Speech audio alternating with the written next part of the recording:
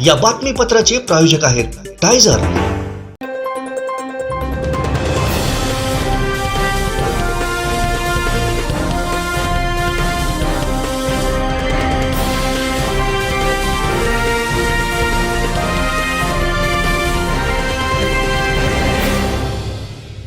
नमस्कार, आपण पाहताय कोकणचं नंबर 1 महा चॅनल कोकण सात लाईव्ह। बातमीपत्रात आपलं स्वागत। सुरुवात करूया हेडलाईन्सनं।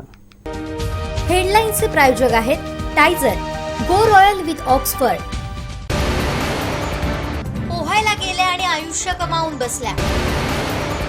आरोग्यमंत्र्यांच्या विधानावर सिंधुदुर्गकरांच्या संतप्त प्रतिक्रिया आणि उद्योगमंत्र्यांच्या सरकारी उत्तरावर नाराजी। हेडलाईन्सचे प्रायोजक होते टायझर, गो रॉयल विथ ऑक्सफर्ड। आता पाहूया सविस्तर बातम्या। देवगडातून मोठी आणि दुर्दैवी बातमी समोर येते। देवगड येथील समुद्रकिनारी पोहण्यास उतरलेले पुणे येथील खासगी सैनिक अकॅडमीचे 5 विद्यार्थी बुडालेत। त्यात 4 मुली आणि एका मुलाचा समावेश आहे। त्यापैकी 4 मुलींचे मृतदेह सापडले असून एक विद्यार्थी बेपत्ता आहे। दुपारी 3 वाजण्याच्या सुमारास ही घटना घडली। पिंपरी चिंचवड येथील सैनिक अकॅडमीची 36 जणांची सहल देवगड इथं आली होती। ते समुद्रात आंघोळीसाठी उतरले असता 5 जण बुडू लागलेत। यावेळी आकाश तुपे यांना वाचवण्यास गेला, मात्र तोपर्यंत ते 5 जण खोल पाण्यात गेले। 4 मुलींचे मृतदेह सापडले असून एक बेपत्ता आहे। सर्व मृतदेह ग्रामीण रुग्णालयात हलवण्यात आले। मृतांमध्ये प्रेरणा डोंगरे, अंकिता गालटे, अनिशा पडवळ, पायल बनसोडे यांचा समावेश आहे, तर राम डिचोलकर बेपत्ता आहे। देवगड समुद्रामध्ये 6 विद्यार्थी बुडाले होते। त्यापैकी 4 जणांचे जे आहेत ते मृतदेह आता मिळालेले आहेत। एकाला वाचवण्यात यश मिळालेलं आहे, तसेच एक अजून सापडलेला नाही आहे। आमचे दिवसभरातले सर्व अपडेट्स, ताज्या घडामोडी आणि थेट लाईव्ह पाहण्यासाठी सबस्क्राईब करा, लाईक करा कोकणचं नंबर 1 महा चॅनल कोकण सात लाईव्हचं YouTube चॅनल। आढाळी MIDC वरून विधान परिषदेत विचारलेल्या तारांकित प्रश्नावरती उद्योगमंत्री उदय सामंत यांनी दिलेल्या सरकारी उत्तरानंतर त्याबद्दल नाराजी व्यक्त होत आहे। उदय सामंतांच्या या वक्तव्यानंतर काय प्रतिक्रिया आल्यात पाहूयात। उद्योगमंत्र्यांना आढाळी नेमके कुठे आहेत ती तरी माहिती आहे की नाही ते मला विचारावं लागेल त्यांना।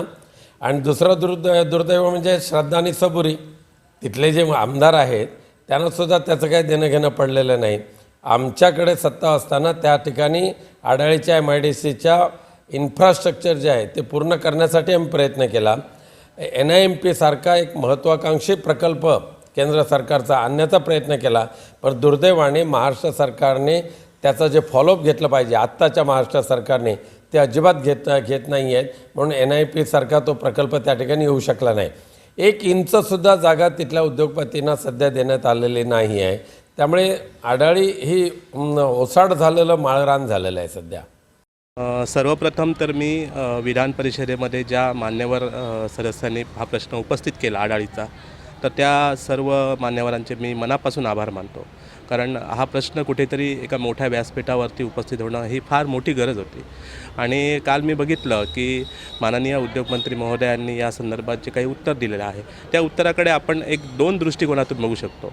पहिला दृष्टिकोन असा आहे की ज्या पद्धतीनं शासकीय पद्धतीनं जे उत्तर दिलं जातं त्या पद्धतीनं जर बघितलं तर ते उत्तर आपल्याला ठीक आहे, ओके म्हणता येईल। परंतु आढाळी MIDCचा जो प्रकल्प आहे या प्रकल्पाकडे आपल्याला शासकीय पद्धतीनं बघता येणार नाही। त्याला कारण असं की हा खूप संवेदनशील विषय आहे, विशेषतः सिंधुदुर्गासाठी हा खूप संवेदनशील विषय आहे। त्यातल्या त्यात दोडामार्ग आणि सावंतवाडी तालुक्यातील जे काही बेरोजगार आज पूर्णतः गोव्यावरती अवलंबून आहेत त्यांच्या दृष्टीने सुद्धा हा अत्यंत संवेदनशील विषय आहे। आणि हा विषय ज्यावेळी आपण चर्चेला घेतो त्यावेळी आपल्याला खूप मागे जावं लागतं, पार्श्वभूमी बघावी लागते।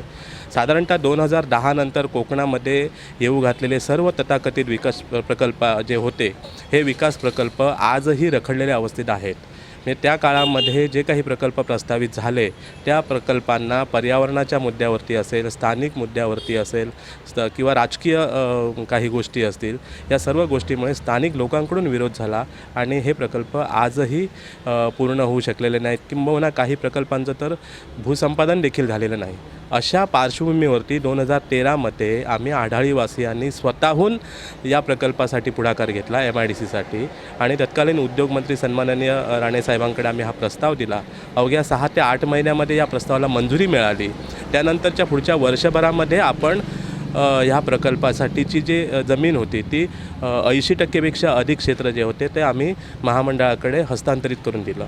आता मला सांगा की गेल्या 2 वर्ष म्हणजे सुरुवातीच्या 2 वर्षामध्ये एवढ्या गतिमान पद्धतीनं या प्रकल्पाला जर स्थानिक लोकांनी सहकार्य केलेलं असेल तर त्या पार्श्वभूमीवरती जर आपण बघितलं तर पुढची 8 वर्ष हा खूप विलंबाचा काळ म्हणता येईल.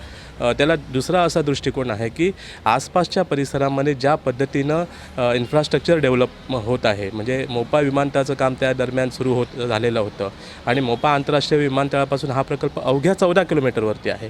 तर 20 ते 25 मिनटामध्ये आडाळीतून आपल्याला मोपाला पोहोचता येतं. मोपाचा ॲडव्हान्टेज घेण्यासाठीचं जे नियोजन आवश्यक होतं स्थानिक पातळीवरती, शासकीय पातळीवरती, ते आपल्याला कुठेही आज तगायत झालेलं दिसत नाही. तर अशा दृष्टिकोनातून जर आपण बघितलं ना तर मला असं वाटतं की थोडाफार विलंब झालेला आहे. किंबहुना आम्ही आशावादी अशासाठी आहोत की सन्माननीय उद्योगमंत्री महोदय हे सिंधुदुर्गाशी संबंधित आहेत. केंद्रातील उद्योगमंत्री आपले जे आहेत ते पण सिंधुदुर्गाशी संबंधित आहेत.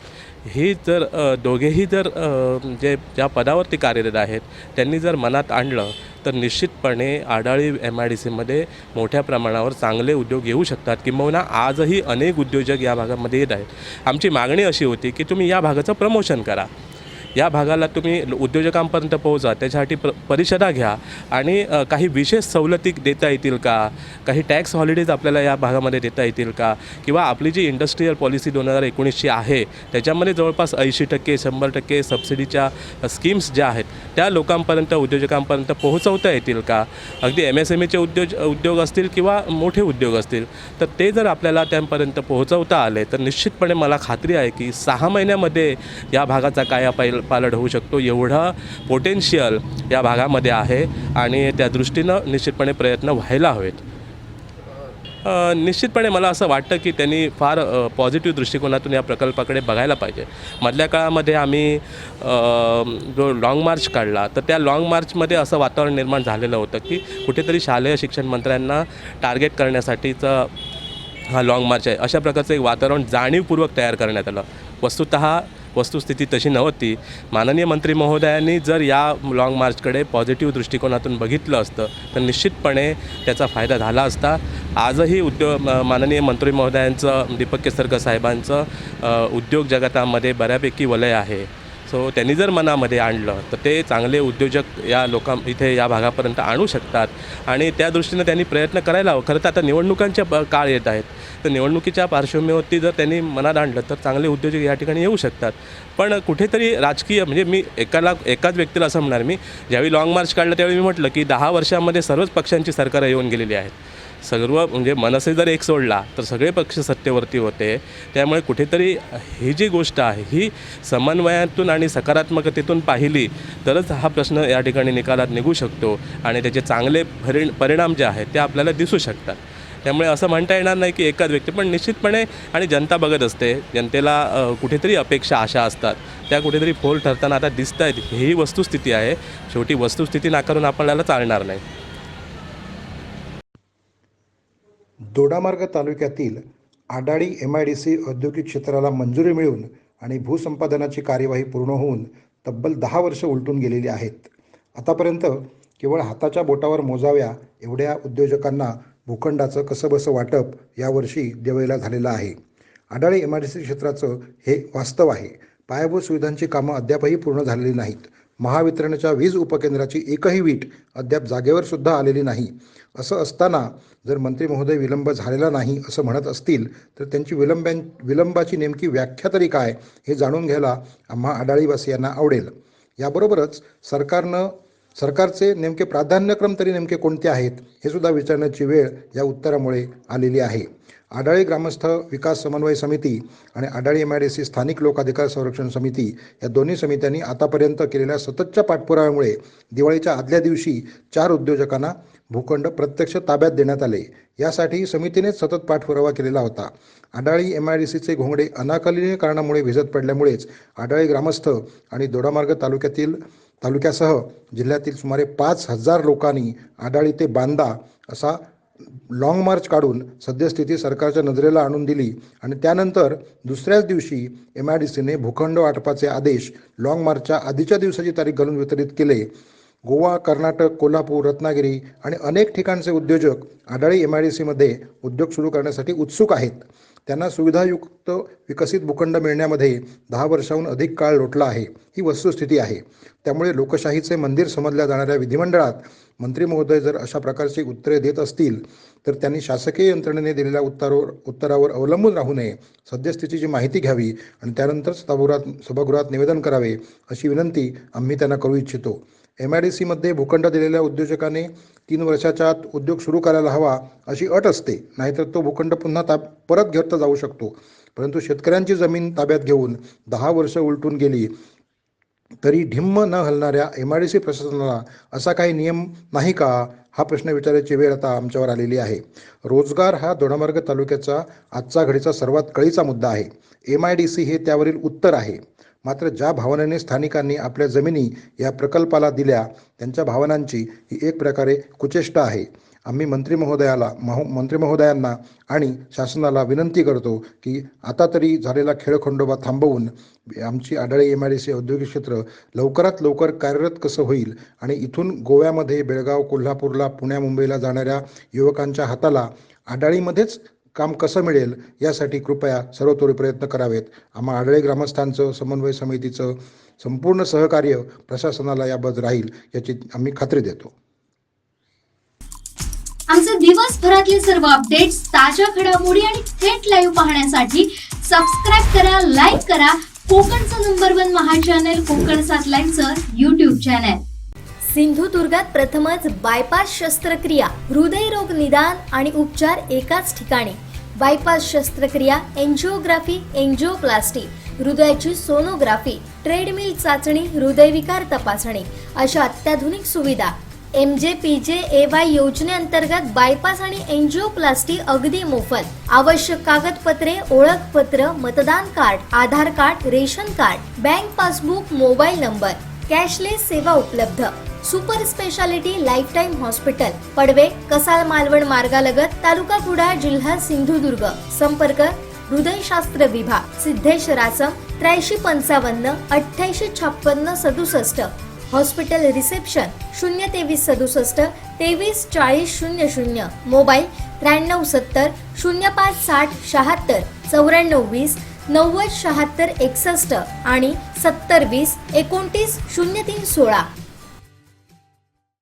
जिल्ह्यात संपूर्ण आरोग्य व्यवस्थेची त्रेधा तिरपीट उडाली असल्याची टीका ठाकरे सेनेचे संदीप सरवणकर यांनी केली आहे. नमस्कार सिंधुदुर्गवासियो. आज म्हणजे काल विधानसभेचं जे अधिवेशन झालं विधान परिषदमध्ये, आरोग्यमंत्री काय म्हणाले याच्यावर मी सगळ्यांचं लक्ष वेधू इच्छित आहे. सिंधुदुर्गची आरोग्य यंत्रणा अगदी ठीकठाक चालू आहे, आलबेल आहे. मिंदे सरकार, फजित अडणवीस सरकार, त्यातले हे तानाशाह करणारे मंत्री अशा पद्धतीने जर जनतेला उत्तर देत असतील तर खरंच ही गोष्ट खेदजनक आहे. यामध्ये कोकणामध्ये आरोग्य यंत्रणाची त्रेधातिपट काय होते सगळ्यांना माहिती आहे. सर्पदंश झाला, औषध उपचाराला तुटवडा आहे, औषधाचा सगळ्यात आधारावरचा साठा तुटवडा आहे, कर्मचाऱ्यांना 6-6 महिने पगार नाही आहे. आज अनेक पदं रिक्त आहेत, डॉक्टर वैद्यकीय पदं रिक्त आहेत. आम्ही तर आमच्या गावामध्ये उंबरड्यामध्ये ऑक्सिजन आणि सगळी यंत्रणा आम्ही स्वतः वैयक्तिक करून दिली, सगळ्यांनी फंड काढून जनतेने, ती सुद्धा सुव्यवस्थित नाही आहे. आज ही सगळी अवस्था सिंधुदुर्गाच्या सगळ्या आरोग्य केंद्रामध्ये आहे. माननीय सुशांत नाईक साहेबांनी याच्यावर आवाज सुद्धा उठवला होता. याच्यावर अनेक आंदोलनं झाली. तिकडच्या स्थानिक आमदारांना सुद्धा साकडे घालण्यात आलं, त्यांना घेराव घालण्यात आला, अनेक प्रकार झाले. परंतु जी उत्तरं अशा पद्धतीने जर सरकार देत असेल तर जनतेने कोणाच्या विश्वासावर राहावं. म्हणतात ना की अंधेरी नगरा आणि चौपट राजा, ठकासे राजा ठकासे खाजा, अशी परिस्थिती आज संपूर्ण जिल्ह्याची नाही संपूर्ण राज्याची झालेली आहे. मला या सरकारला विनंती करायची आहे, या फजन, फडणवीस आणि मिंदे या सरकारला विनंती करायची आहे की बाबा तुम्ही हे जे काही कृत्य करताय ते कुठेतरी थांबवा आणि उत्तरं तरी नीट द्या. काम करू शकत नसेल तरी सत्य ठेवा, खोटं बोला पण रेटून बोला, हे आता थांबवा आणि जनतेसमोर चला.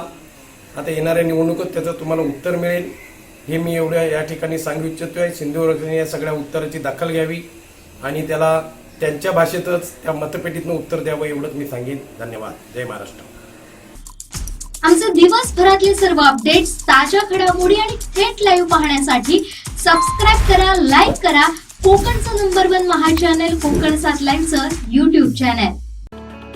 गाठ असो कोणतीही, नका करू दुर्लक्ष. करा उपचार आधी, नाहीतर व्हाल कॅन्सरचे भक्ष. SSPM lifetime hospital Padve, Sindhudurg. SSPM cancer centre. Mahatma Phule योजनेअंतर्गत कर्करोग तपासणी आणि उपचार पूर्णपणे मोफत. संपर्क 74 990 49 561 आणि 74 996 91 705. SSPM lifetime hospital Padve, SSPM cancer centre. जिल्ह्याची आरोग्य यंत्रणा किती कुचकामी आहे, किती ढासळलेली आहे, आरोग्यमंत्र्यांनी स्वतः पाहावं असा टोला सुशांत नाईक यांनी लगावला आहे. आरोग्यमंत्री तानाजी सावंत हे सिंधुदुर्ग जिल्ह्यामध्ये कधी आले आहेत का? गेली जे एक वर्ष झालं त्यांना आरोग्यमंत्री पद सांभाळून. गेले 1 वर्षात त्यांची एकतरी व्हिजिट सिंधुदुर्ग जिल्ह्यामध्ये झाली आहे का? त्यांनी इथल्या अधिकाऱ्यांची, इथल्या डॉक्टरांची कधी मुंबईमध्ये बैठक घेतली आहे का? ह्याचा त्यांनी विचार केला पाहिजे. ह्यांनी कधी घेतली आहे का ह्याचा त्यांनी आढावा दिला पाहिजे खरं म्हणजे. आणि ही यंत्रणा किती कुचकामी आहे आणि किती ढासळलेली आहे ह्याचा विचार पण ते करू शकणार नाहीत. कारण गेली 1 वर्षापूर्वीच जेव्हा कोरोना काळ होता तेव्हा माननीय उद्धव बाळासाहेब ठाकरे हे मुख्यमंत्री होते आणि ह्याच कोरोना काळामध्ये हीच यंत्रणा वापरून कोरोनासारख्या महामारीवरती इथे उपचार झाले होते आणि चांगल्या प्रकारचे उपचार ह्या महामारीवर झाले होते. त्यानंतर ह्या उपचारानंतर गेल्या 950 कोटी रुपयाचं मेडिकल कॉलेज या ठिकाणी माननीय उद्धव बाळासाहेब ठाकरे यांनी मंजूर करून दिलेलं आहे. आणि त्यामुळे ते कॉलेज कसं चांगलं चालावं, ती यंत्रणा कशी चांगली करावी याचा उद्देश ह्या इथल्या लोकप्रतिनिधींना पाहिजे, तानाजी सावंत यांना झाला पाहिजे. कारण लोकप्रतिनिधी जर सुशागत असतील, नेमकं करून इथले कणकवली विधानसभेचे आमदार जे नितेश राणे आहेत त्यांच्या पूर्ण व्यवस्थेबद्दल आम्ही चिरफाड केली होती. इथल्या वैभववाडी असेल, कणकवली असेल, देवगड असेल, इथल्या PSCमध्ये आम्ही भेटी दिल्या होत्या. इथे कुठचाही मेडिकल साठा इथे उपलब्ध नाही आहे. इथे कुठची यंत्रणा केली जात नाही. पेशंट गेल्यानंतर कुठेही ते रेफर केले जातात, म्हणजे जे ओरसला तरी रेफर केले जातात, नाहीतर ते बांबुईला तरी रेफर केले जातात, नाहीतर कोल्हापूरला रेफर केले जातात. त्यामुळे इथली यंत्रणा किती सक्षम आहे ह्याचा विचार करणं खूप गरजेचं आहे. फक्त बाईट देऊन किंवा सिंधुदुर्गची यंत्रणा चांगली आहे एवढंच सांगून हे काय संपणार नाही आहे. यातल्या मिटिंग झाल्या पाहिजेत. ही यंत्रणा कुचकामी आणि ढासळलेली काय आहे ह्याच्यावरती पूर्ण अभ्यास झाला पाहिजे आणि ती यंत्रणा चांगल्या करण्याचा प्रयत्न या सरकारने केला पाहिजे. आमचे दिवसभरातले सर्व अपडेट्स, ताज्या घडामोडी आणि थेट लाईव्ह पाहण्यासाठी सबस्क्राईब करा, लाईक करा कोकणचं नंबर 1 महा चॅनल कोकण 7 लाईनचं YouTube चॅनल. आरोग्यमंत्र्यांचं विधान दादांत खोटं असून कणकवली उपजिल्हा रुग्णालय हे रेफर सेंटर असल्याची टीका आम आदमी पक्षाचे नेते विवेक तामणकर यांनी केली आहे. आरोग्यमंत्री तानाजी सावंत हे या जिल्ह्याच्या नागरिकांची दिशाभूल करत आहेत. सिंधुदुर्ग जिल्ह्याची जर स्थिती पाहिली तर इथली आरोग्य यंत्रणा पूर्णपणे कुचकामी ठरलेली आहे. कणकवली उपजिल्हा रुग्णालयाचं उदाहरण घ्या, जिल्हा रुग्णालय ओरोसचं उदाहरण घ्या. या ठिकाणी आरोग्य अधिकारी नाहीत, कर्मचारी नाहीत अशी अवस्था आहे. एकेकाळी कणकवली उपजिल्हा रुग्णालय हे अत्यंत महत्त्वाचं उपजिल्हा रुग्णालय होतं.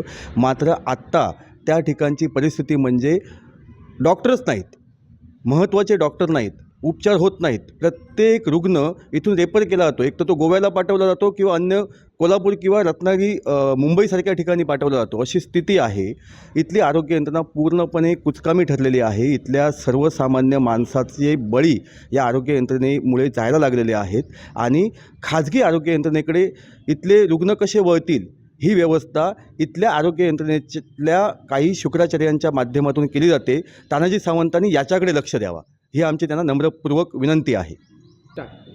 आणि एक महत्त्वाची गोष्ट तुम्हाला सांगतो की आम आदमी पक्षाने दिल्लीमध्ये ज्या पद्धतीने शिक्षण आणि आरोग्य सेवा सुधारली तेच मॉडेल या ठिकाणी आगामी काळामध्ये निर्माण व्हावं यासाठीचे प्रयत्न आम्ही करणार आहोत.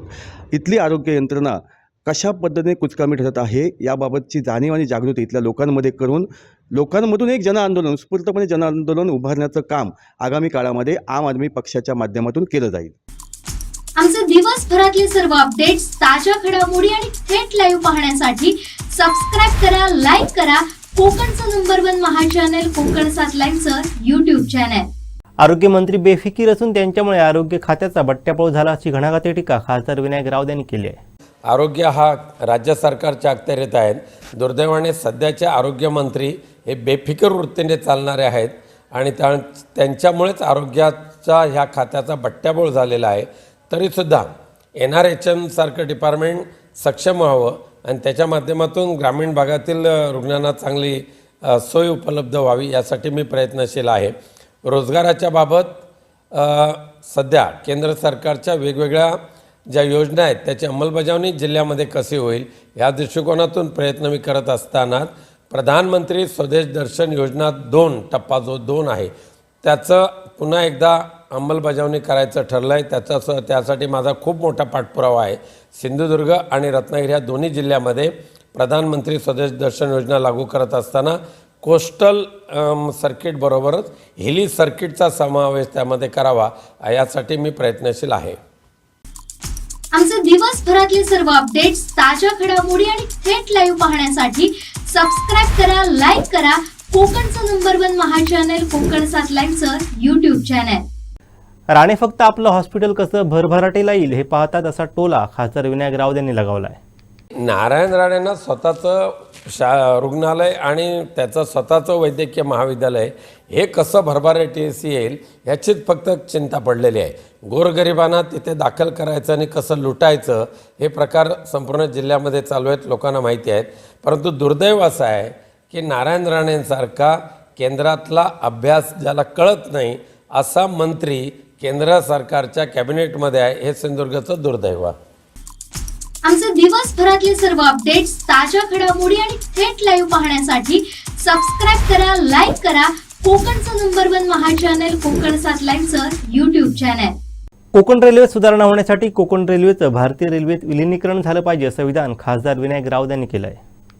माननीय केंद्रीय रेल्वे मंत्र्यांशी मी सातत्याने प्रयत्न करतो आणि कोकण रेल्वेचं जे सावंतवाडी टर्मिनस आहे हे पूर्णत्वास यायचं असेल आणि कोकण रेल्वेचा भौतिक विकास सर्वांगीण विकास व्हायचा असेल, डबलिंग करायचं असतील, गाड्या वाढवायच्या असतील तर आम्ही मागणी केलेली आहे की कोकण रेल्वेचं भारतीय रेल्वेमध्ये विलिनीकरण करावं आणि ते करत असताना मात्र कोकण रिजन हा स्वतंत्र ठेवावा. असं झाल्याशिवाय कोकण रेल्वेच्या लोकांना किंवा स्थानकांना न्याय मिळणार नाही. माझा सातत्याने पाठपुरावा चालू आहे.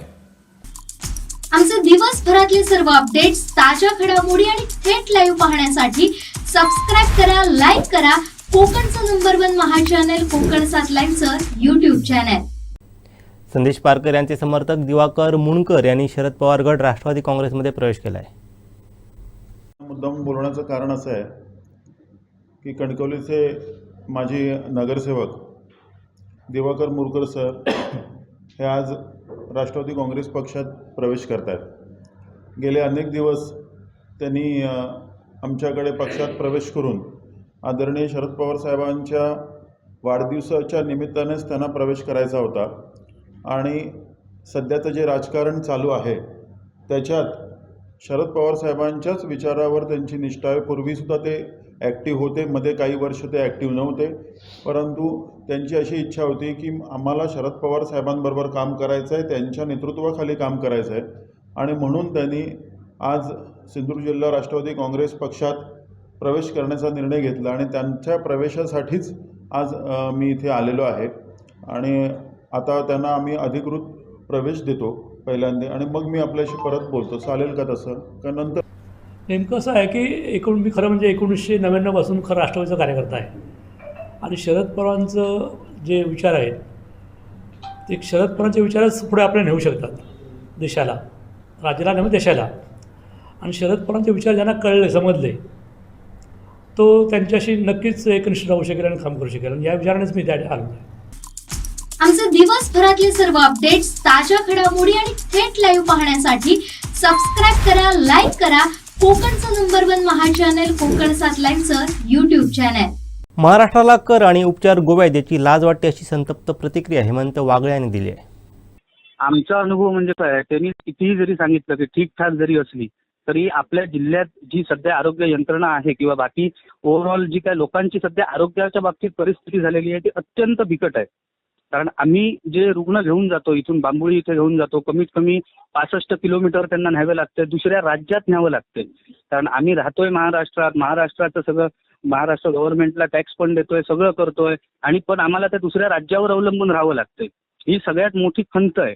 आणि एवढं असून जर समजा आरोग्यमंत्री हे जर म्हणत असतील तर ही गोष्ट 100% त्यांनी चुकीची सांगितलेली आहे. त्यांनी स्वतः येऊन इथे खात्री करावी. कारण आतापर्यंत आमच्या जिल्ह्याला बघाल तर सिटी स्कॅनसाठी, नुसतं सिटी स्कॅन करण्यासाठी आम्हाला सावंतवाडी तालुक्यातून किंवा कुडाळ तालुक्यातून एकतर ओरोसला जावं लागतंय, नाहीतर मग 65 किलोमीटर गोवा राज्यात जावं लागतंय बांबोळी येथे, नुसतं सिटी स्कॅन ह्या गोष्टीसाठी फक्त.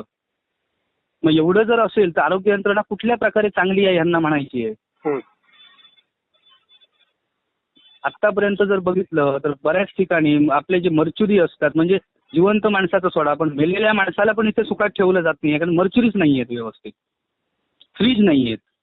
मग तसेच नुसते ठेवायची वेळ येते, मग त्या मुंग्या खातात. एवढी परिस्थिती आतापर्यंत दाखवलेली आहे. मग या गोष्टीची आम्हाला लाज वाटत राहते ना परत परत, की आपण राहतोय सिंधुदुर्गात, आपण राहतोय महाराष्ट्रात आणि दुसऱ्या राज्यावर आम्हाला अवलंबून राहावं लागतंय. तिथे गेल्यानंतर डॉक्टरांची वागणूक चांगली आहेच, काही प्रश्नच नाही, पण बोलता बोलता ते बऱ्याचदा बोलून जात आहेत की तुम्ही इथे येता, तुम्ही इथे हे करता, तुम्हाला आम्हाला उपचार करावे लागतात, तुमच्या राज्यात काहीच करत नाहीत का. मग ह्या गोष्टीचं वाईट वाटतं त्या ठिकाणी. त्या लोकप्रतिनिधी असून काही उपयोगच नाहीये, लोकप्रतिनिधी कमी पडत नाहीये, त्यांचा उपयोगच नाहीये काहीच, तीळ मात्र उपयोग नाहीये. कारण आतापर्यंत फक्त निवडणुका आल्या किंवा इतर काही आलं तर मल्टी स्पेशालिटी हॉस्पिटल सावंतवाडीत होणार हे फक्त गाजर लोकांना दाखवलं जात आहे, आमिष दाखवलं जात आहे. परंतु मागच्या अनेक वर्षात मल्टी स्पेशालिटीचा एक चिरा सुद्धा लागला नाही किंवा जागा सुद्धा निश्चित झालेली नाहीये. फक्त आम्ही लोक वाट बघतोय नाही मल्टी स्पेशालिटी हॉस्पिटल होणार. पण आतापर्यंत असलेल्या हॉस्पिटलमध्ये ज्या सुविधा हव्या आहेत तेवढ्या जरी सुविधा दिल्या तरी लोकांची सोय होईल ना. निव्वळ छोट्या छोट्या कारणांसाठी जर दुसऱ्या राज्यावर किंवा दुसऱ्या प्रायव्हेट हॉस्पिटलवर जर खाजगी रुग्णालयावर जर अवलंबून राहावं लागलं तर गरीब लोक जी आहेत ती काय करणार आहेत. त्या लोकांकडे आम्ही बांबोळीला पेशंट नेऊन तिथे ठेवल्यानंतर 8 दिवस जर ऍडमिट केला तर त्या लोकांकडे जेवायचे सुद्धा पैसे नसतात, एवढी दयनीय अवस्था त्यांची आहे. ते आम्ही जवळून बघतो. मग ती लोक काय म्हणून करणार आहेत, दुसऱ्या राज्यावर अवलंबून राहिलंच पाहिजे ना. आमचे दिवसभरातले सर्व अपडेट्स, ताज्या घडामोडी आणि थेट लाईव्ह पाहण्यासाठी सबस्क्राईब करा, लाईक करा कोकणचं नंबर 1 महा चॅनल कोकण 7 लाईव्हचं YouTube चॅनल. आरोग्यमंत्री तानाजी सावंत यांनी आरोग्याच्या प्रश्नावरून अजब दावा केल्यानंतर जिल्हाभरातून संतप्त प्रतिक्रिया उमटत आहेत. यावरून आपले स्थानिक आमदार कमी पडलेत, आता नेतृत्व बदलाची गरज असल्याची प्रतिक्रिया देत काँग्रेसच्या महिला जिल्हाध्यक्षा साक्षी वंजारी यांनी थेट शालेय शिक्षण मंत्री दीपक केसरकर यांच्यावरती निशाणा साधला आहे. पाहूयात. बिलकुल नाही. सिंधुदुर्ग जिल्ह्याची जर तुम्ही परिस्थिती जर बघितली तर दोडामार्ग ग्रामीण रुग्णालयाची जी अवस्था आहे, सावंतवाडीमध्ये ज्या काही दुरावस्था आहेत, ज्या काही त्रुटी आहेत, अजूनही राजू मसूरकर सारखे व्यक्ती काँग्रेसमधून वारंवार या विषयांवरती आवाज उठवत आहेत. पण मुळात मला ह्याच गोष्टी कळत नाही आहे की आपण 3 टर्ममध्ये ज्या आमदारांना निवडून देतो, माझा सन्माननीय दीपकबाई केसरकर यांच्यावरती विशेष त्यांचं लक्ष वेधून घ्यायचंय, पण त्यांना ही परिस्थिती कळत नाहीये का. आणि जनतेला ह्या सगळ्या जर गोष्टी कळत असतील तर जनता अशा लोकांना का निवडून देते, अशा लोकप्रतिनिधींना का निवडून देते. त्यामुळे मला कालच्या मी बबन तळगावकरांच्या मुलाखतीत सुद्धा मी हा विषय ऐकला की बरेच विषय वैभव नाईकांनी सुद्धा बरेच विषय रवींद्र चव्हाणांकडे मांडले आणि त्यांनी त्यांची कामं सुद्धा मंजूर केली. पण सावंतवाडी मतदारसंघामधून आणि कणकवली मतदारसंघामधून या या दोन्ही आमदारांकडून कुठल्याही प्रकारचं म्हणतात ना कामही मंजूर साठी गेली नाहीये किंवा त्यांचं लक्षच नाहीये असं माझं तरी स्पष्ट मत आहे. कारण दिसते ही जिल्ह्याची परिस्थिती. म्हणूनच तुम्ही वारंवार आम्ही सांगतो की तुम्ही आता यापुढे येणाऱ्या निवडणुकांमध्ये तुम्ही नवीन नेतृत्वाला संधी द्या. कारण कम्पेअर टू पश्चिम महाराष्ट्र, विदर्भ, कोकण प्रचंड मागे आहे. प्रचंड विकासाच्या दृष्टिकोनातून, आरोग्य व्यवस्था असेल, कुठल्याही व्यवस्थेमध्ये तुम्ही गेला तर आपल्याकडे काहीच नाहीये. आणि प्रॅक्टिकली हे लोकांना माहिती आहे, पण तरी सुद्धा जनता या गोष्टीचा विचार नाही करत आहे. हा प्रश्न जनतेने सुद्धा विचारणं गरजेचं आहे लोकप्रतिनिधींना. उद्या इलेक्शन्स येतील, तुम्ही काय करणार? परत इलेक्शनला तोच निकाल लागणार, परत त्याच आमदारांना परत निवडून देणार. परिस्थिती बदलणार कशी ना? मुळात ती व्यक्ती ज्या पद्धतीचं आपण नेतृत्व जिल्ह्याला देतोय ती खरंच मुळात आधी तिला खरंच काम करायचं आहे का? या सर्व जिल्ह्याच्या विकासाच्या दृष्टिकोनातून खरंच काम करायचं आहे का? विधानसभेसाठीचं काम करायचं आहे का? आणि जर यांना जर कामं करायची नसतील तर माझं म्हणणं आहे अशा लोकप्रतिनिधींना जनतेने निवडूनच द्यायचं नाही. मी ह्याच मुद्द्यावरती बोलेन. माझं वारंवार हेच म्हणणं आहे की काम करणाऱ्या लोकांना तुम्ही संधी द्या. कारण ही परिस्थिती आता जर नाही बदलली ना तर परत 5 वर्ष तुम्हाला तेच सहन करावं लागणार आहे. आम्ही प्रचंड मोठ्या प्रमाणात प्रयत्न चालू आहेत. काँग्रेस पक्षाचे प्रदेश अध्यक्ष असतील, आमच्या यशोमतीताई ठाकूर असतील, महिला बाल कल्याणच्या मंत्री असतील, वारंवार हे मुद्दे महाराष्ट्रामधून घेत आहेत. आता हिवाळी अधिवेशनमध्ये सुद्धा तुमचा हा मुद्दा मी घेतेय. मी आता 2 दिवसात हा विषय मी आता आज साधारणपणे हा विषय पाठवते. पण काय होतंय की प्रॅक्टिकली ही लोक या विषयांवरती लक्ष देतच नाहीये. स्थानिक नेत्यांनी सुद्धा या विषयावरती जास्त जोर देणं गरजेचं आहे. मी परत पुन्हा तोच सांगते ना, विषय मुळात तिथेच येऊन थांबतो की दूरदृष्टीच नाही आहे की आपण कुठे चुकतोय आणि आपल्याला काय केलं पाहिजे. महाराष्ट्र आपण कुठल्या दिशेने नेत आहोत. त्यामुळे आरोग्यमंत्री काय बोलतात, मुळात आधी आरोग्यमंत्र्यांना अभ्यास किती आहे प्रत्येक जिल्ह्यांचा, त्यांनी तेवढा तरी केलाय का की जिल्ह्यामधली परिस्थिती काय आहे? आधी ते बोलतात तर ते कुठल्या आधारे बोलतात, हा महत्वाचा मुद्दा आहे लक्षात घ्या. त्यामुळे आरोग्यमंत्री म्हणतात त्यांना काय आहे ते काही म्हणणारच ना. शेवटी सरकार कशा पद्धतीने काम करते हे पुरे महाराष्ट्राची जनता बघते. आणि आता वातावरण तर आता राजकारणाचं इतकं खराब झालेलं आहे. मला तर वाटतं भविष्यात चांगली लोक सुद्धा काम करतील की नाही आणि आवाज उठवणारी लोक काम करतील की नाही ही पण शंका वाटते मला. पण बाकी मी काहीच म्हणू शकत नाही. आणखी काय बोलणार? आम्ही आमच्या परीने प्रयत्न करत आहोत, विषय मांडत आहोत, पण त्याच्यावरच्या ऍक्शनमध्ये काहीच होत नाहीये. काल सुद्धा नागपूरमध्ये हिवाळी अधिवेशनमध्ये आंदोलन झालं. नाना पटोलेंना उचलून त्यांना अटक सुद्धा करण्यात आली. ते वारंवार बरेच मुद्दे मांडत आहेत, महिलांचे विषय सुद्धा मांडत आहेत, पण त्या पद्धतीने होत नाहीयेत का मग? आमचे दिवसभरातले सर्व अपडेट्स, ताज्या घडामोडी आणि थेट लाईव्ह पाहण्यासाठी सबस्क्राईब करा, लाईक करा कोकणचं नंबर 1 महा चॅनल कोकण 7 लाईव्हचं YouTube चॅनल. आरोग्यमंत्र्यांनी केलेला दावा खोटा असल्याची टीका सागर नाणोस्कर यांनी केली आहे. सर्वप्रथम सांगायचं तर सिंधुदुर्गमध्ये आपण सिंधुदुर्ग जिल्ह्याचा विचार करूया. कारण सिंधुदुर्ग जिल्ह्यात आजची आरोग्य व्यवस्था ही खोळंबलेली आहे. कारण प्रत्येक उपजिल्हा रुग्णालय असतील किंवा आपलं जिल्हा रुग्णालय पण असेल, या सर्व रुग्णालयामध्ये जी भरती आहे ती होतच नाही आहे. डॉक्टरांची भरती असेल ही कमतरता भासत आहे. त्यामुळे जे रुग्ण आहेत त्यांची खरोखरच हेळसांड होत आहे आणि त्यांना गोवासारख्या शेजारी राज्यावर अवलंबून राहावं लागत आहे. आणि जर आपले आरोग्यमंत्री जर अशा वल्गना जर करत असतील किंवा अशा सांगत असतील की आरोग्य व्यवस्था सुस्थीत आहेत, पण ते 100% खोटं आहे. आणि त्यांना म्हणजे हे असं का बोलतात? कारण त्यांनी जिल्हावार नियोजन आपलं येणं किंवा जाऊन जर बघितलं असेल तर खरोखरच खूप दुर्दैवाची गोष्ट आहे की आपल्या जिल्ह्यात पण हीच परिस्थिती आहे की सिंधुदुर्ग जिल्ह्यात आरोग्याची व्यवस्था एकदम विस्कळीत झालेली आहे. आणि मागच्या सरकारने जे आपल्या जिल्ह्यासाठी महाविद्यालय, आरोग्य महाविद्यालय जे स्थापन करण्यासाठी जो पुढाकार घेतलेला त्याचं पण कुठपर्यंत आलंय, काय झालंय याचं पण काही लक्ष आताचं सरकार घेत नाहीये. त्यामुळे आपल्या जिल्ह्यात बरेचसे तक्रारी हे आरोग्याच्या बाबतीत वारंवार येत आहेत. आजची परिस्थिती बघितली तर 5 ते 6 मंत्रीच आपल्या जिल्ह्यातील आहेत. आणि दुर्दैवाची गोष्ट ही आहे की जिल्ह्यातील मंत्री असून पण आपली आरोग्य व्यवस्था इतकी खालावलेली आहे हे तर नक्कीच आहे. स्थानिक आमदार आपले दीपक केसरकर असतील, केंद्रीय मंत्री नारायण राणे साहेब असतील किंवा स्थानिक आमदार असतील, यांच्या माध्यमातून जर तिथे त्यांचं आता बघायला गेलं तर महाराष्ट्रातही सरकार त्यांचंच आहे आणि केंद्रातही सरकार त्यांचं आहे. आणि ही परिस्थिती जर असेल तर ते हे पूर्णपणे दुर्दैवाची गोष्ट आहे. आणि त्यांनी जर लक्ष नाही घातला तर स्थानिक लोकांकडनं आवाज उठवण्याची वेळ आता आलेली आहे. आणि त्यासाठी प्रत्येक सर्वपक्षीय लोकांनी यासाठी पुढाकार घ्यावा असं मला तरी वाटतंय. आमचे दिवसभरातले सर्व अपडेट्स, ताज्या घडामोडी आणि थेट लाईव्ह पाहण्यासाठी सबस्क्राईब करा, लाईक करा कोकणचं नंबर 1 महा चॅनल कोकण 7 लाईव्हचं YouTube चॅनल. खरं तर आरोग्यमंत्र्यांनी या ठिकाणी स्वतःहून दौरा केला पाहिजे. या ठिकाणची आरोग्य यंत्रणा कशी खिळखिळी झाली आहे हे त्यांना वस्तुनिशी या ठिकाणी दिसून येईल. आज कित्येक हॉस्पिटलमध्ये ग्रामीण रुग्णालय असतील, उपजिल्हा रुग्णालय असतील, या ठिकाणी निश्चितपणे डॉक्टरांची कमतरता आहे. 50% डॉक्टर्स असतील, परिचारिका असतील, नर्स असतील, या ठिकाणी सुद्धा त्यांची कमतरता या ठिकाणी भासून येते. आज या ठिकाणी महाविकास आघाडीच्या काळामध्ये या जिल्ह्याला एक अत्यंत गरजेची गोष्ट होती ती म्हणजे मेडिकल कॉलेज. आणि हे मेडिकल कॉलेज या महाविकास आघाडीच्या माध्यमातून त्यावेळी मंजूर झालं.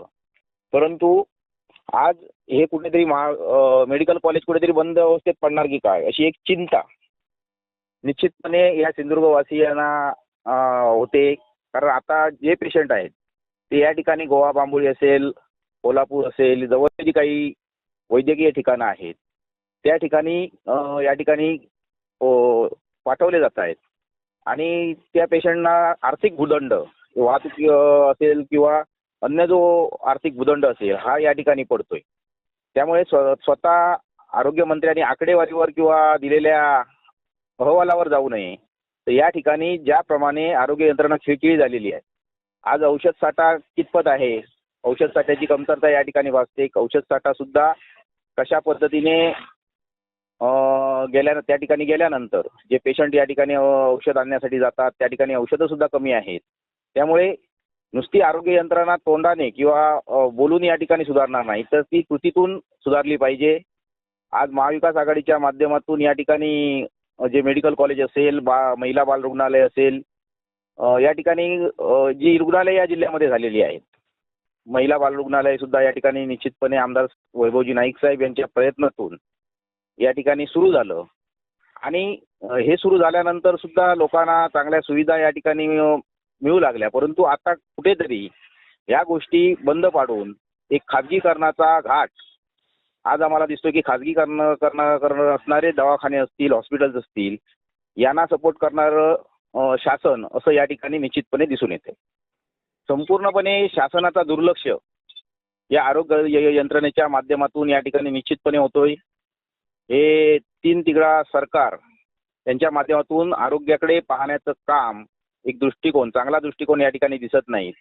आज खरं तर या ठिकाणी मेडिकल कॉलेज असेल, या मेडिकल कॉलेजला अधिक बळकटीकरण करण्याचं काम या ठिकाणी केलं पाहिजे. त्या ठिकाणी या जिल्ह्यातील असतील जी मुलं असतील, या जिल्ह्याबाहेरील जे डॉक्टर शिकायला आले आहेत त्यांना चांगलं शिक्षण या ठिकाणी मिळालं पाहिजे. त्यांची चांगलं शिक्षण होऊन पहिली बॅच या 3 वर्षामध्ये या ठिकाणी जर बाहेर पडली तर या ठिकाणी प्रत्येक आरोग्य यंत्रणेला एक या ठिकाणी मजबूती मिळणार आहे. त्यामुळे पहिल्यांदा या ठिकाणी जे मेडिकल कॉलेज आहे, शासकीय मेडिकल कॉलेज, या मेडिकल कॉलेजला जो काही निधी अपुरा पडेल, जो औषध साठा असेल, त्या ठिकाणी शिकवणारे डॉक्टर्स असतील, या डॉक्टर्स पहिल्यांदा पुरवले पाहिजेत. आणि ही मेडिकल कॉलेजची यंत्रणा आधी पहिल्यांदा सक्षम केली पाहिजे. आमचे दिवसभरातले सर्व अपडेट्स, ताज्या घडामोडी आणि थेट लाईव्ह पाहण्यासाठी सबस्क्राईब करा, लाईक करा कोकणचं नंबर 1 महा चॅनल कोकण 7 लाईव्हचं YouTube चॅनल. खरं तर आरोग्यमंत्री तानाजी सावंत यांनी जी काय काल स्टेटमेंट दिली आहे सिंधुदुर्गाच्या आरोग्य यंत्रणेबद्दल, ती साफ खोटी आणि धाटतांड आहे. आणि खरं तर त्यांच्यापर्यंत सिंधुदुर्ग जिल्ह्याच्या आरोग्य यंत्रणेबद्दल एकदम करेक्ट माहिती पोचवली गेली नाही म्हणून त्यांनी ती स्टेटमेंट मला वाटतं दिली आहे.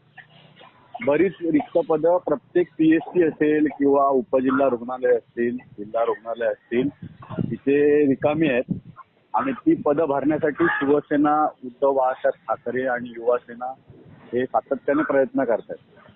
ही पदं लवकरात लवकर भरण्यासाठी आम्ही पाठपुरावा करतोय, आंदोलनं करतोय. पण पालकमंत्री म्हणा किंवा स्थानिक लोकप्रतिनिधी आमदार असतील, भारतीय जनता पार्टीचे असतील आणि त्यांचे जे घटक पक्ष आहेत युतीतले त्यांचे पदाधिकारी असतील, हे यांनी हा पाठपुरावा खरं तर केला पाहिजे होता आणि सिंधुदुर्गातल्या जनतेला न्याय मिळवून दिला पाहिजे होता. पण त्या पद्धतीत काम न करता कुठेतरी बाकीच्या गोष्टींकडे लक्ष डायव्हर्ट करायचं काम हे सत्ताधारी पक्ष करत आहे. बऱ्याच रुग्णालयात भूलतज्ञ नसतील किंवा टेक्निशियन नसतील. आता देवगडचं उदाहरण तुम्ही घेतलं तर देवगडची रक्त तपासणीची जी लॅब आहे ती खूप चांगल्या दर्जाची उद्धव बाळासाहेब ठाकरे यांच्या काळातली किंवा मागच्या युती सरकारच्या काळात चांगल्या पद्धतीत मंजूर करून आणलेली ती अद्ययावत लॅब असताना त्या ठिकाणी टेक्निशियन नसल्यामुळे त्या ठिकाणी रक्ताच्या चाचण्या व्यवस्थित केल्या जात नाही आहेत. त्यानंतर तुमचं त्या ठिकाणी 10 ते 12 ब्लडच्या पिशव्या त्या ठिकाणी राहतील, स्टोरेज होतील, याची देखील व्यवस्था आहे. पण तिकडे रक्ताची व्यवस्था होत नाही. जर एखाद्या पेशंटचं ऑपरेशन करायचं असेल किंवा एखाद्या महिलेची प्रसूती होणार असेल देवगड केंद्राला, तर रक्ताची गरज लागली तर ओरसवरनं रक्त आणावं लागतं. अशी अवस्था या ठिकाणी असताना जर तानाजी सावंत हे एक जबाबदार व्यक्ती, आरोग्यमंत्री महाराष्ट्राचे जर अशी स्टेटमेंट करत असतील तर ती चुकीची आहे असं आम्हाला वाटतं. माझं म्हणणं आहे की त्यांनी जे दुसरे पक्ष असतील किंवा शिवसेना असेल किंवा अजून आमचे इतर घटक पक्ष असतील महाविकास आघाडीतले किंवा कोणी सामाजिक कार्यकर्ते या गोष्टीवर जर आवाज उठवत असेल तर त्याकडे गांभीर्याने लक्ष दिलं पाहिजे. त्या कुठेतरी दहशतीवर किंवा ह्या मिटवण्याचा प्रयत्न न करता त्याची सत्यता पडताळून बघून खरंच लोकांना आता ह्या आरोग्य यंत्रणेची गरज आहे. सर्वसामान्य माणसाला खाजगी रुग्णालयातून उपचार घेणं कठीण आहे. त्याच्यामुळे माझी अशी तानाजी सावंतांना विनंती आहे की त्यांनी कृपया सिंधुदुर्ग जिल्ह्याच्या आरोग्य यंत्रणेकडे लक्ष देऊन लवकरात लवकर ही जी काही रिक्त पदं आहेत ती भरण्यासाठी त्यांनी प्रयत्न केला पाहिजे आणि सिंधुदुर्गातल्या जनतेला न्याय दिला पाहिजे अशी आमची अपेक्षा आहे. परंतु आम्हाला वाटत नाही की त्यांना हे बाकीची गोष्टी खूप महत्वाच्या आहेत सध्याच्या या सरकारला आणि ते या आरोग्य यंत्रणेकडे जास्त बघतील असं आम्हाला वाटत नाही. तरी पण एक अपेक्षा करतो की त्यांनी हा आमचा आवाज ऐकून लवकरात लवकर या सगळ्या आरोग्य यंत्रणेकडे एक चांगली सिंधुदुर्ग जिल्ह्यातली आरोग्य यंत्रणा सुस्थितीत आणण्यासाठी प्रयत्न केला पाहिजे. वाटत नाही त्यांनी तात्पुरती जी पदं भरलेली ती पदं भरल्यानंतर सुद्धा देवगडची आरोग्य यंत्रणा ढासळलेलीच आहे. म्हणजे तुम्हाला सांगतो की गेले काही दिवस मला सातत्याने वारंवार देवगड ग्रामीण रुग्णालयावर तक्रारी येत आहेत. मी वारंवार ग्रामीण रुग्णालयाच्या विटकर डॉक्टर असतील किंवा इतर डॉक्टर असतील त्यांच्या संपर्कात आहे. गेले 8 दिवस दिवाळीत तर 2 आठवडे डायलिसिस सेंटर त्यांचं बंद होतं आणि ज्या 8 रुग्णांना डायलिसिस सेवा देवगड ग्रामीण रुग्णालय जी देत आहे ते 8 पैकी 4 रुग्ण हे एक मशीन बंद पडल्यामुळे आठवड्यातनं 2दा त्यांचं जे डायलिसिस होत होतं त्यांना कणकवली किंवा बांबोळीला जाऊन करावं लागत होतं. आणि त्या संदर्भात मी विटकर डॉक्टरांशी संपर्क केला असता त्यांनी मला सांगितलं की एक मशीन बिघडली आहे आणि टेक्निशियन जोपर्यंत येत नाही तोपर्यंत ती मशीन चालू होणार नाही. तोपर्यंत ती सोय डायलिसिस जो रुग्ण आहे डायलिसिसचा त्यांनी स्वतः करायची. जर एक डायलिसिसची मशीन रिपेअर करायला 8 दिवस 2 आठवडे जर जात असतील तर तुम्हाला या चित्रावरनं कळलं पाहिजे की आरोग्य यंत्रणा आपली कितपत ढासळलेली आहे. आमचे दिवसभरातले सर्व अपडेट्स, ताज्या घडामोडी आणि थेट लाईव्ह पाहण्यासाठी सबस्क्राईब करा, लाईक करा कोकणचं नंबर 1 महा चॅनल कोकण 7 लाईव्हचं YouTube चॅनल. जिल्हा रुग्णालय व डीन यांच्या भांडणात रुग्ण भरले जात असल्याची टीका खासदार विनायक राऊत यांनी केली. 100% कमी पडलेले आहेत. इव्हन अथक प्रयत्नातून तत्कालीन मुख्यमंत्री उद्धवजी ठाकरे यांच्या विशेष मेहरबानीने सिंधुदुर्ग जिल्ह्याला जे शासकीय वैद्यकीय महाविद्यालय मिळालेलं आहे त्या वैद्यकीय महाविद्यालयाची सुद्धा दुरावस्था लावणारे काही वरिष्ठ अधिकारी त्यांनी आता पाठवले आणि जिल्हा रुग्णालय आणि डीन ज्या वैद्यकीय महाविद्यालयाची यांच्या भांडणामध्ये तिथले रुग्ण खूप सफर होत आहेत आणि डीन मॅडमना त्या शासकीय वैद्यकीय महाविद्यालयाचं काही देणं घेणं पडलेलं नाही आहे. त्याला कारण सर्वस्वी आलेल्या डीन मॅडम आहेत. ह्या डीन मॅडम ह्या शासकीय वैद्यकीय महाविद्यालय किंवा रुग्णालय चालवण्याच्या कुवतीच्या नाहीत, किंबहुना त्यांचा भांडखोर वृत्तीमुळे आज ह्या सिंधुदुर्ग जिल्हा रुग्णालय आणि वैद्यकीय महाविद्यालयाला खूप मोठ्या प्रमाणात त्रास होतो आहे, विद्यार्थ्यांना त्रास होतो आहे आणि पेशंटनाही त्रास होतो. माननीय पालकमंत्री रवींद्र चव्हाण यांना विनंती आहे की यांची तात्काळ इथून हकालपट्टी करा आणि पूर्वीचे जे चांगले डीन होते त्यांना पुनश्च या ठिकाणी आणा. आमचे दिवसभरातले सर्व अपडेट्स, ताज्या घडामोडी आणि थेट लाईव्ह पाहण्यासाठी सबस्क्राईब करा, लाईक करा कोकणचं नंबर 1 महा चॅनल कोकण 7 लाईनचं YouTube चॅनल. मीनाताई नामदेव बोडके, काँग्रेस जिल्हा सचिव तथा माजी सभापती वैभववाडी तालुका. काल हिवाळी अधिवेशनामध्ये नागपूर या ठिकाणी आरोग्यमंत्री तानाजी सावंत याने सिंधुदुर्ग जिल्ह्यातली आरोग्य व्यवस्था आलबेल आहे अशा प्रकारचं धादान वक्तव्य केलेलं आहे. वास्तविक पाहता या ठिकाणची परिस्थिती फार गंभीर आहे.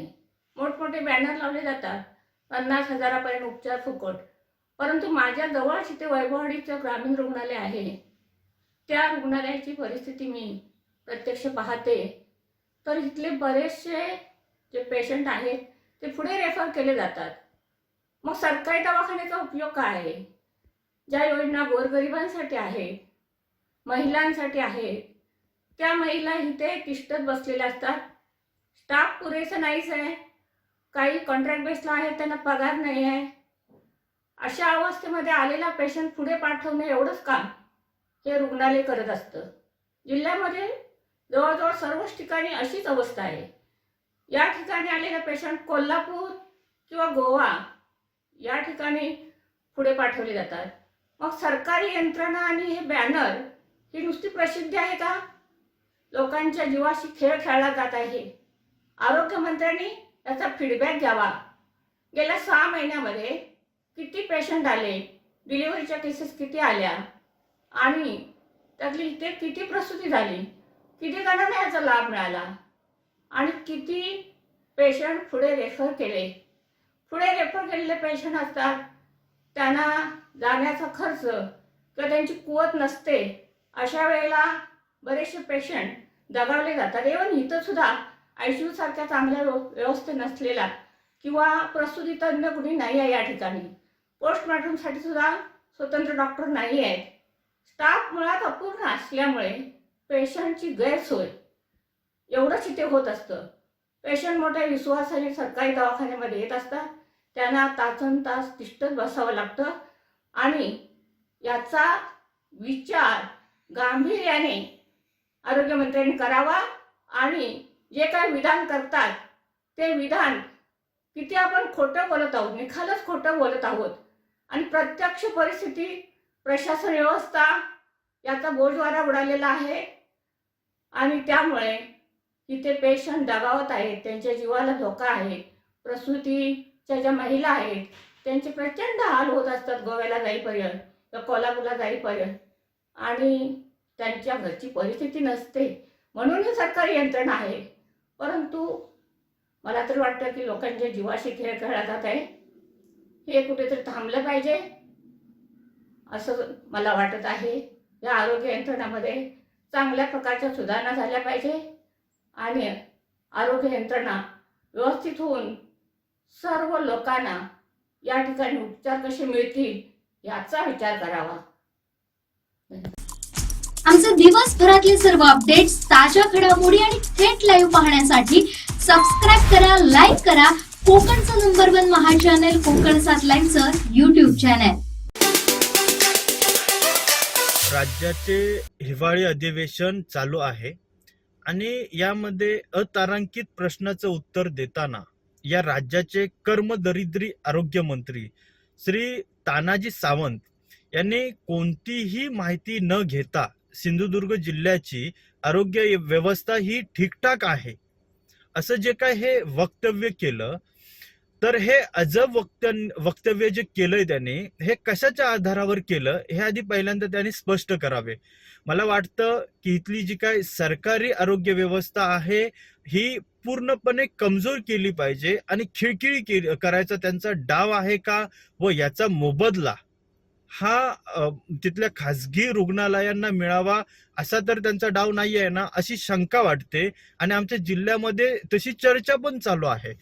आमच्या सिंधुदुर्ग जिल्ह्याची आरोग्य यंत्रणा ही पूर्णपणे व्हेंटिलेटरवर आहे आणि ही व्हेंटिलेटरवर असताना इथले डीन आणि वैद्यकीय अधीक्षक जे आहेत यांना आम्ही वारंवार निवेदनं दिली, विचारणा केली आणि त्यांनी देखील वरिष्ठांकडे पाठपुरावा केला, पण कोणतीही दखल त्या ठिकाणी त्या आरोग्य मंत्र्यांनी घेतली नाही. आणि कोणतीही रिक्त पदे कंत्राटी स्वरूपात का होईना पण भरलेली नाही आहेत.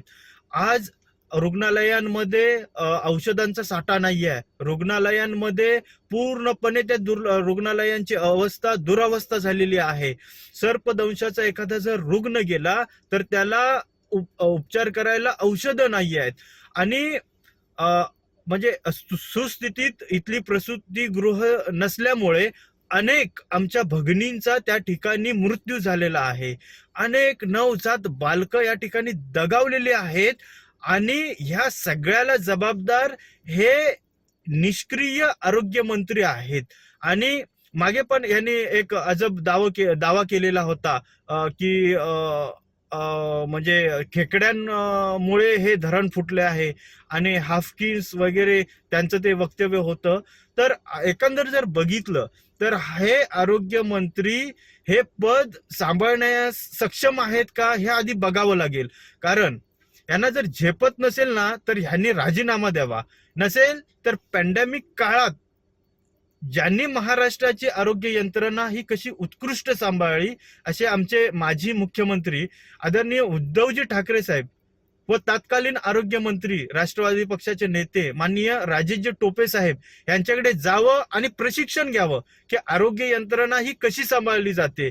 आता पॅन्डेमिक काळ पण नाही आहे तरी पण हे अकार्यक्षम मंत्री जे आहेत ही आपली जबाबदारी सांभाळू शकत नाहीयेत. अगर हे अधिवेशन संपण्याच्या अगोदर सिंधुदुर्ग जिल्ह्याची आरोग्य यंत्रणा आणि आरोग्याचे प्रश्न जर मार्गी लागले नाहीत तर आता आंदोलन हे जिल्हा रुग्णालयावर होणार नाही, उपजिल्हा रुग्णालयांवर होणार नाही. हे जेथे राहतात त्या घरावर आम्ही आंदोलन करणार, मगच ह्यांना समजेल. मग जर यांचं आरोग्य बिघडलं तर त्याला जबाबदार ही कोकणचे लोक राहणार नाहीयेत. आज आमच्या जिल्ह्यामध्ये आरोग्याचे म्हणजे चांगले उपचार होत नाहीयेत म्हणून लोकांना नाहक भुर्दंड सोसावा लागतोय. गोव्याला जावं लागतंय, बांबुळीला जावं लागतंय, त्या ठिकाणी कोल्हापूरला जाऊन आर्थिक भुर्दंड सहन करावा लागतोय. ह्याचा मोबदला आम्ही मुंबईत येऊन तुमच्या घरावर आंदोलन करून घेऊ. म्हणून हे अधिवेशन संपण्याच्या अगोदर कोणत्याही परिस्थितीत आमच्या जिल्ह्याची आरोग्य यंत्रणा ही सुधारली पाहिजे असं आमची या ठिकाणी मागणी आहे.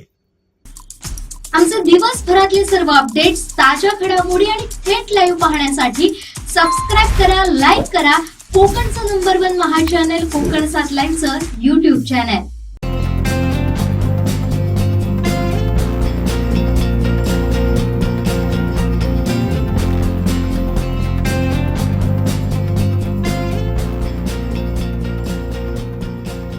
अनंत टिप्या रिफ्रेश व्हा.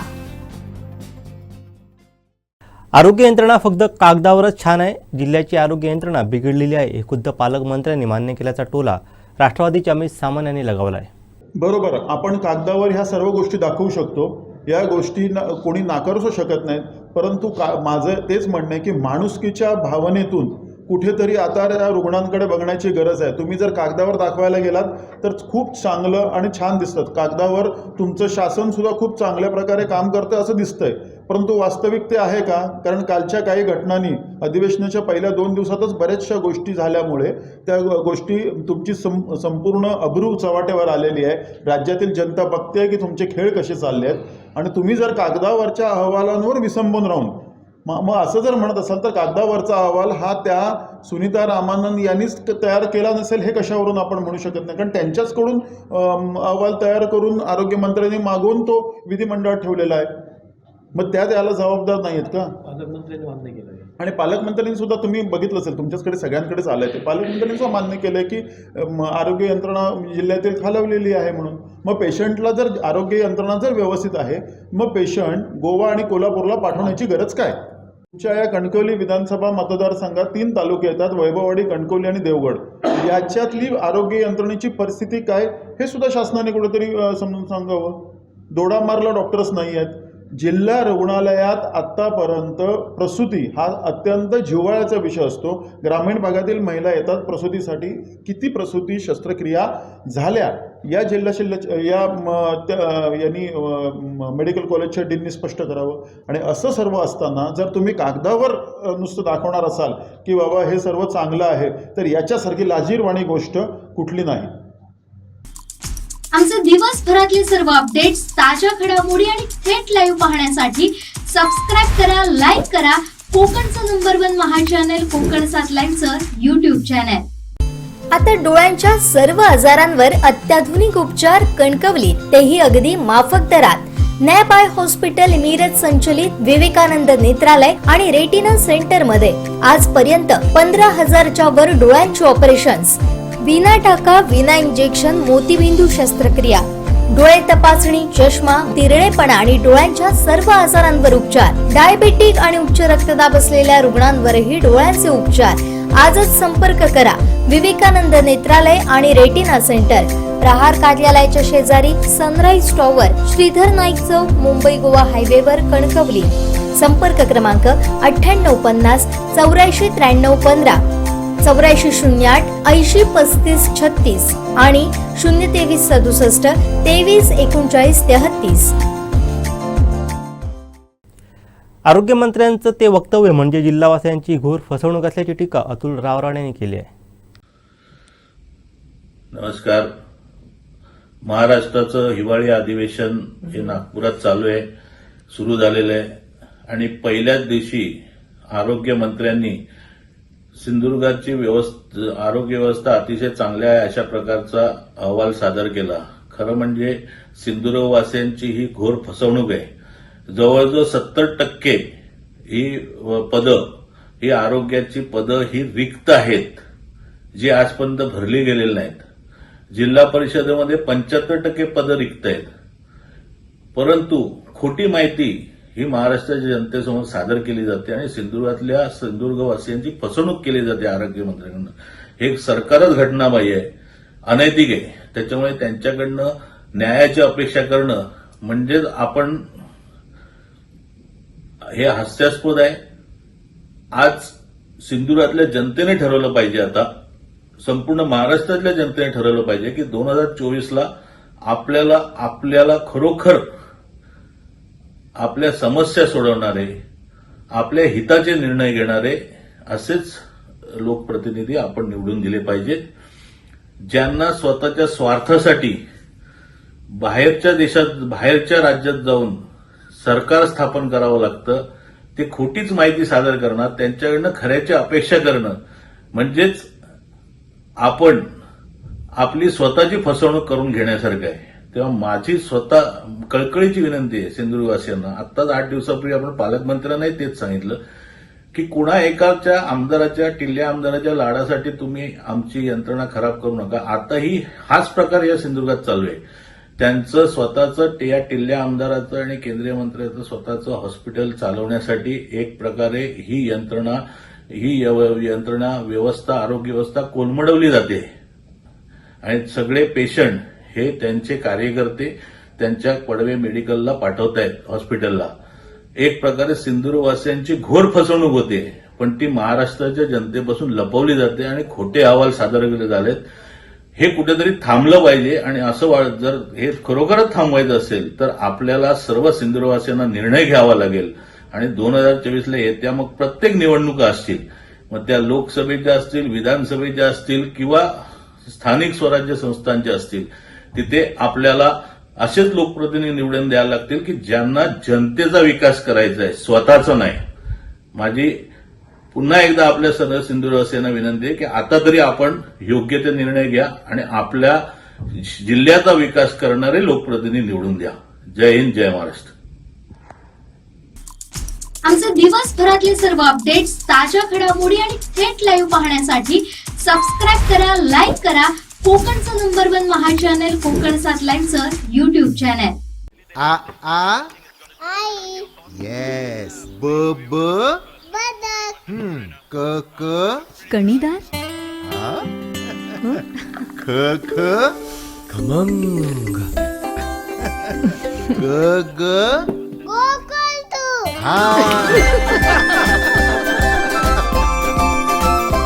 अगदी घरच्यासारखं कणीदार खमंग म्हणजेच गोकुळ तूप. जिल्ह्यातील सर्वच आरोग्य केंद्रात रुग्णांची हेळसांड होत असल्याची टीका रज्जब रमदुल चेअरमन यांनी केली आहे.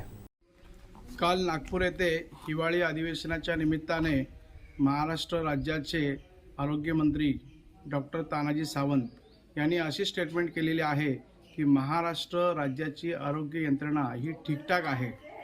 हे वक्तव्य अतिशय हास्यास्पद आहे. खरोखरच त्यांनी आपल्या आरोग्यासंदर्भामध्ये हे वक्तव्य केलं असावं असं आम्हाला वाटते.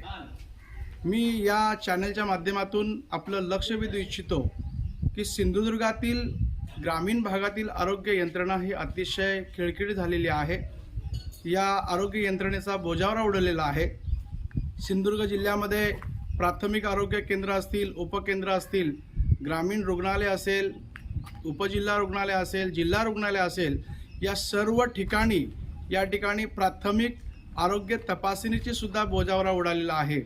कोणत्याही प्रकारे दिलासा मिळत नाही आहे. रुग्णांची हेळसांड होते. या ठिकाणी प्रत्येक हॉस्पिटलच्या ठिकाणी विचारणा केली असता विविध रिक्त पदं त्या ठिकाणी आहेत. डॉक्टर उपलब्ध नाही आहेत, नर्सेस नाही आहेत, सफाई कामगार नाही आहेत आणि स्टाफ उपलब्ध नसल्यामुळे रुग्णांची हेळसांड होते. काही ठिकाणी औषधाचा साठाच उपलब्ध नाही आहेत आणि जमिनीवरची संपूर्ण परिस्थिती वेगळी असताना महाराष्ट्र राज्याचे आरोग्यमंत्री विधिमंडळामध्ये उत्तर देत आहेत की आरोग्य यंत्रणा ही सक्षम आहे. खरोखरच मी या वक्तव्याचा निषेध करतो. आरोग्यमंत्र्यांनी याची संपूर्ण माहिती घेऊन हे स्टेटमेंट करायला हवं होतं. आपण राज्यकर्ते आहात, संपूर्ण जनतेला आपल्याकडून अपेक्षा आहेत.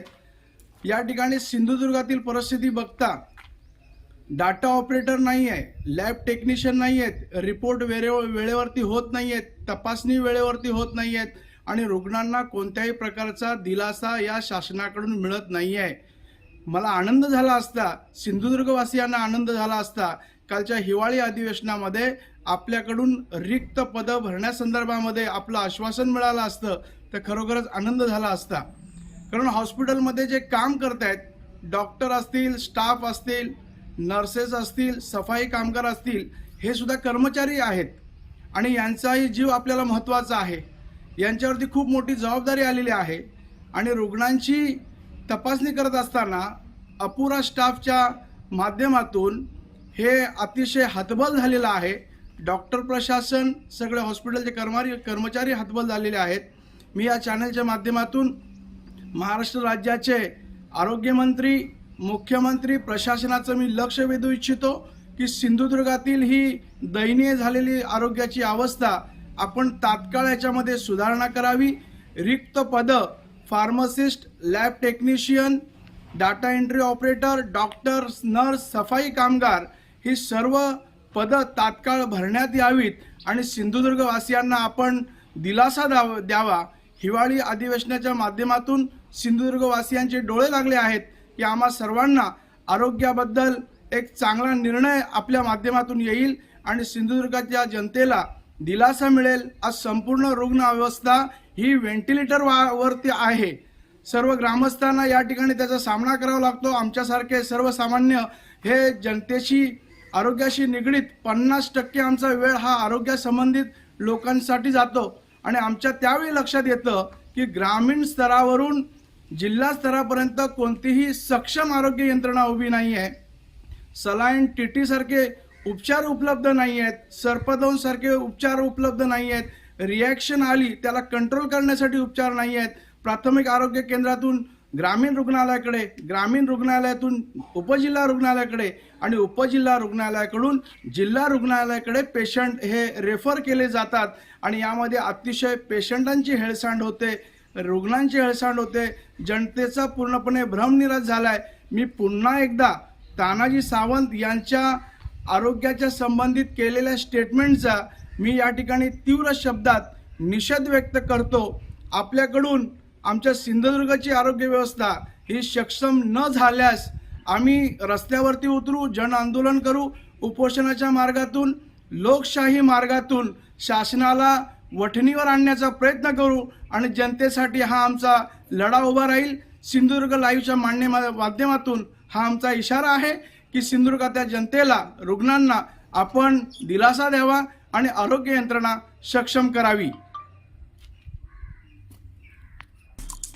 आमचे दिवसभरातले सर्व अपडेट्स, ताज्या घडामोडी आणि थेट लाईव्ह पाहण्यासाठी सबस्क्राईब करा, लाईक करा कोकणचं नंबर 1 महा चॅनल कोकण 7 लाईनचं YouTube चॅनल. शेवटी ठळक घडामोडी पुन्हा एकदा. हेडलाईन्सचे प्रायोजक आहेत टायझर, गो रॉयल विथ ऑक्सफर्ड. पोहायला गेल्या आणि आयुष्य कमावून बसल्या. आरोग्यमंत्र्यांच्या विधानावर सिंधुदुर्गकरांच्या संतप्त प्रतिक्रिया आणि उद्योगमंत्र्यांच्या सरकारी उत्तरावर नाराजी. हेडलाईन्सचे प्रायोजक होते टायझर, गो रॉयल विथ ऑक्सफर्ड. बातमीपत्रात वेळ झाली ते थांबण्याची. पाहत राहा बदलत्या कोकणचा बुलंद आवाज. कोकणचं नंबर 1 महा चॅनल कोकण 7 लाईव्ह. धन्यवाद.